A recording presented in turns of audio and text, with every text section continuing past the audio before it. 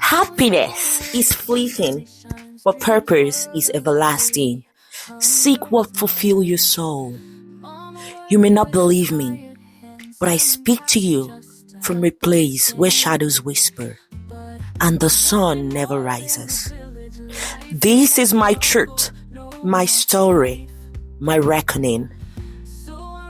I once had everything: a family, a home, a future filled with promises. But now I tell my story from the underworld, cursed and broken by the choices I made in life. As a child, I believed in a place where everything was beautiful, a paradise where I would shine like an angel. But that was a lie. I am here in hell, haunted by my relentless spirits. Resentment, tormented by the consequences of my greed and ambition. My name is Surulere. I grew up in Ede, a modest village where dreams were luxuries we couldn't afford. Our home was small and crowded, and hunger was our most frequent visitor. My father disappeared before I could even remember him, and my mother carried the burden of a survivor on her fragile shoulders. She sold akara and pap, working tirelessly every day to scrape together enough for us to eat. Every night, as I lay on our straw mat, I dreamt of escape. I wanted more: money, fame, power. I didn't care how. I just had to get it. I wanted it. And so, when I turned 18, I ran away from home, and I arrived in a city called Lagoon, a city of wealth they call it. The city where dreams were made, also I thought. The reality was harsh, jobs were scarce, and the streets were unkind. I shared a tiny room with 10 others, surviving on 1 meal a day, if I was lucky. Then I met Auntie Bola, a woman who seemed to have everything: wealth, power, affluence, and she was confident. She told me, "Surulere, there is no shame in using what you have to get what you want. This city respects only the bold." Those words, they changed my life forever. And that was how I became a prostitute. At first, I despised it. But then, the money started flowing in. I left the overcrowded room behind and moved into my own beautiful apartment. I bought clothes, hair extensions, makeup. I became unrecognizable. Men noticed me. I made friends with the rich, the affluents. Politicians were on my list. Businessmen, pastors, clergymen. They all wanted a piece of me. They showered me with money, gifts, trips abroad.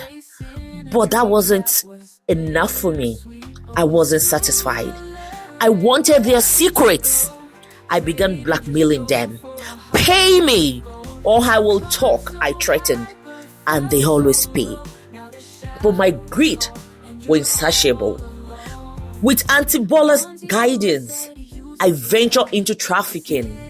I preyed on my naive village girls, promising them jobs in the city. Instead, I sold them to traffickers, to brothels. Their cries haunted me, but I silenced it with more money. Then came drugs. I became a middle woman, moving dangerous packages for ruthless criminals.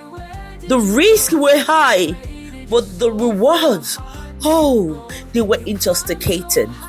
I was no longer the hungry girl from Hede. I was Suru, the Lagoon Queen. I married 3 wealthy men, one after the other. I didn't love them. I loved what they could give me. But each marriage ended in divorce. I planned it, leaving me richer each time. My name was on everybody's lips. I granted interview. I had everything I ever wanted. Also, I thought. But my life was a ticking time bomb. The first time I escaped death, I was on a drug run. The police car ambushed us. There was a shootout. My partner died. Fisayo. But I crawled into a ditch and waited for hours. I should have stopped then, but I didn't. The second time, I was shot. A powerful politician that had blackmailed sent his men after me. They beat me and shot me in the shoulder. But I survived. And still, I did not learn my lesson. The third time, I wasn't so lucky. A group of thugs working for another man I have swindled kidnapped me. For 3 days, they beat me and took turns to violate me. I begged for my life, promising to change. When they let me go, I went right back to my old ways. I was untouchable, I thought. I abandoned my mother. I forgot my siblings who had sacrificed everything for me. My mother died of hunger. My sister, desperate to make ends meet, died in a factory accident. I didn't even shed a tear. I was too busy living lavishly, drowning in wealth that couldn't fill the void in my soul. I was evil, but no one outruns karma forever. One day, I felt sick. It started small, but it grew worse. The doctors told me I had a terminal illness. One had contracted. Through my reckless life, I spent all my money chasing a cure, but nothing worked. The fake friends I surrounded myself with disappeared one after the other. The rich men, they stopped picking up my calls. I died alone in a small, cold hospital bed. And now, I am here in the Underworld. I thought I would see my mother and my sister, but no, I did not. I guess they are in a better place. This place is worse than any nightmare. The spirits of those I had heard torment me endlessly. The girls I had trafficked, the men I had cheated, the lives I had ruined. They had hurt me. They hurt me. They hurt me. They haunt me. They scream. They burn. They mock me. I wanted riches, but I lost my soul. I sought power, but I destroyed myself.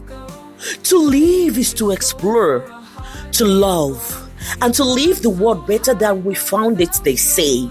But in my case, I left it worse than I met it. This is not just a story, it is a warning. Greed and ambition can blind you, leading you down a path of destruction. The choices you make will follow you, even after death. Don't lose yourself chasing the world. Learn from my mistake. I am Surulere, and I chose wrongly. Life is a gift. Do not waste it.